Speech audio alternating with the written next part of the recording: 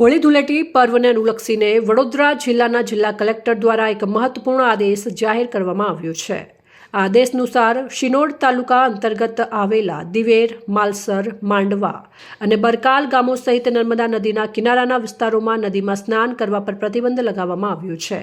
હોળી અને ધૂળેટી દરમિયાન મોટી સંખ્યામાં લોકો નદી કાંઠે ઉમટી પડતા હોવાથી સુરક્ષા હિતમાં આ પગલું ભરવામાં આવ્યું છે।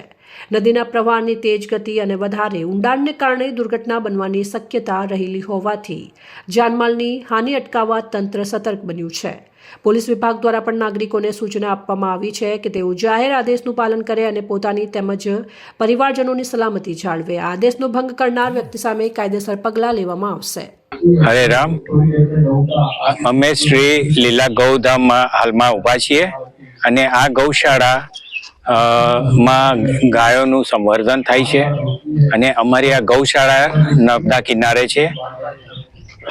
બરકાલ ગામે નર્મદા કિનારે આવેલી છે અને અહીંયા પણ બધા જેમ હોળી અને ધૂળેટીનું પર્વ મનાવે છે એમ અમે પણ મનાવીએ છીએ, પરંતુ નર્મદા કિનારાની આસપાસના ગામો અને બધા જે લોકો દર વર્ષે જેમ પર્વ હોળી અને ધૂળેટી ઉજવે છે તો એ પર્વ ઉજવ્યા પછી લોકો નદીમાં સ્નાન કરવા જતા હોય છે અને સ્નાન કરવામાં ઘણીવાર પાણી ઘણું ઊંડું હોય છે અને જાનહાનિ થવાની સંભાવનાને ધ્યાને લઈને કલેક્ટર શ્રી વડોદરા તેમજ પોલીસ પ્રશાસને પણ પ્રતિબંધ મૂક્યો છે અને એને ધ્યાને લઈને નર્મદા કિનારાના પણ જે પણ ગામ છે એ લોકોને અમે અપીલ કરીએ છીએ કે જે કલેક્ટર શ્રીજીને સૂચના આપેલી છે એનું પાલન કરવું અને નર્મદા કિનારે કોઈ નાહવા નહીં જવું અને ખૂબ સારી રીતે હોળી ધૂળેટીનું પર્વ ઉજવણી કરવી અને આ જાનહાનિ ન થાય એ માટે બધાએ ધ્યાન રાખવા અમારી અપીલ છે।